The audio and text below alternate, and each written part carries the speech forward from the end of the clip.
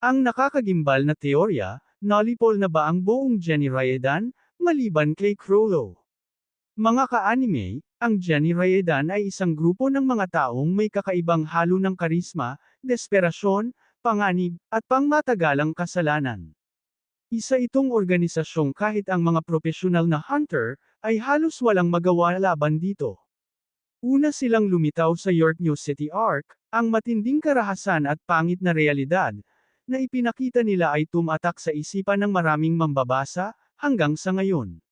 Ngunit matapos ang Chimera Ant Arc, tila nawala ang bigat ng kanilang presensya, kaya minsan ay minamaliit na lamang sila sa internet. Gayunpaman, nang muling lumitaw ang Jenny Raedan sa Black Whale, at Dark Continent Arc, muling bumalik ang matinding tensyon at pressure, na katulad noong York New Arc, at muling nabuhay ang excitement ng mga mambabasa. Pero kung babalikan nating mabuti ang eksena, ng kanilang muling paglitaw, may mapapansing kakaibang pakiramdam, ng hindi pagkakatugma. Mula rito, nabuo ang isang nakakagimbal na teorya. Posible bang ang buong Jenny Raedan, maliban kay Crollo, ay matagal ng nalipol? Mga ka-anime, ano nga ba ang Jenny Raedan? Ang Jenny Raedan o mas kilala sa tawag na Phantom Troop, ay binubuo ng mga kasapi, na may numerong 0 hanggang 12, at lahat sila ay may tato ng gagamba sa katawan. Ang pagiging kasapi ay hindi pangkaraniwan, napapalitan lamang ang miyembro kapag may namatay o napatalsik. Ang pinakamahalagang katangian ng grupo, ay ang kanilang prinsipyo. Ang Jenny Raedan ay sumusunod kay Crollo Lucifer, ngunit mas mahalaga ang organisasyon kaysa sa leader. Kahit si Crollo ay maaaring isakripisyo kung kinakailangan. Makikita ito noong York New Arc, kung saan mas pinili ng ilang miyembro na sundin ang mga patakaran ng grupo, kaysa iligtas si Crollo. Para sa kanila, ang paglabag sa alituntunin, ay parang paglapastangan sa mismong Jenny Raedan. Mga kumpirmadong namatay na miyembro. Sa ngayon, malinaw na ipinakita sa manga ang pagkamatay ng ilang pangunahing mga miyembro. Si Uvogin ay number 11 sa grupo. Isang dambuhalang mandirigma, na may sukdulang lakas. Hindi lang puro lakas, may malinaw ding pag-iisip. Hindi nagtaksil kahit sa harap ng kamatayan. Pinatay siya ni Kurapika gamit ang Judgment Chain. Si Pakunoda naman ay pangsyam sa grupo ng troop, siya ay espesyalista sa alaala at impormasyon. Napilitang pumili sa pagitan ni Crollo, at ng batas ng grupo. Ipinasa ang impormasyon gamit ang memory bomb, at nagpakamatay. Simbolo ng sakripisyo para sa Jenny Raedan. Si Cortopi na pang-12 sa grupo, ay may support type na may kakayahang gallery fake. Walang malaking papel, pero matapos ang York New Arc, pinatay siya ng lihim ni Hisoka. Si Sholnark ay pang-6 sa grupo. Siya ay taga-proseso ng impormasyon. Magalang at kalmado.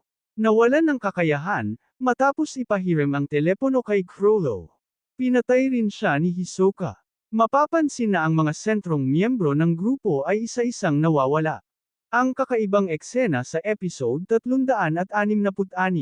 May isang eksena kung saan mag-isa lamang si Crollo sa Black Whale. Kung iisipin, napaka-unsafe nito. Napapalibutan ng mga hunter. May mafia at mga mersenaryo. Isa siyang pangunahing target. Bakit siya mag-isa? Mas lalong naging kakaiba nang malinaw na ipinakita ang floor number, 37,564.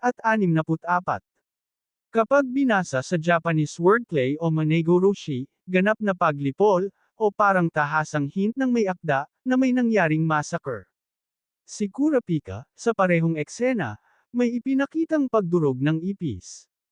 Kalaunan, nalaman natin na ginagamit ni Kurapika ang ipis para sa reconnaissance, gamit ang chain ability. Galit na galit si Crollo dito.